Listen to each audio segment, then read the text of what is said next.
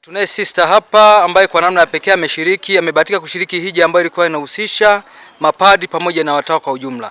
Tunapenda ajitambulishe jina, lakini atoe comment nini maoni yake juu ya hija ya siku hii ya leo. Msifu Yesu Kristo. Milele amina. Naitwa Sister Consolata Vincent CB. Nimehudhuria kweli katika hii hija ya leo. Nimefurahi sana, nimepata mafundisho mazuri. Na kwa kweli tangia nilipofika mpaka hadi muda huu baada ya sema nimejisikia kabisa, baada ya hii hija nimejisikia kabisa mimi ni mwepesi kutokana na yale tuliyoyapata. Kwanza kabisa yale tuliyofundishwa kweli, kitakachotusaidia sisi tubadilike ni kushikilia yale mafundisho tuliyopewa.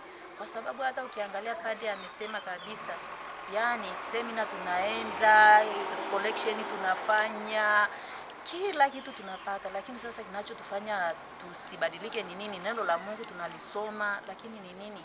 Basi kinachotakiwa tu ni kumtumainia Mungu ili tuweze kubadilika na yale mafundisho tuweze kuyashika na tuweze kufanya practice siku zote za maisha yetu. Kwa njia hiyo tu tutabadilika. Asante. Asante sana sister, uwe na siku njema. Asante sana.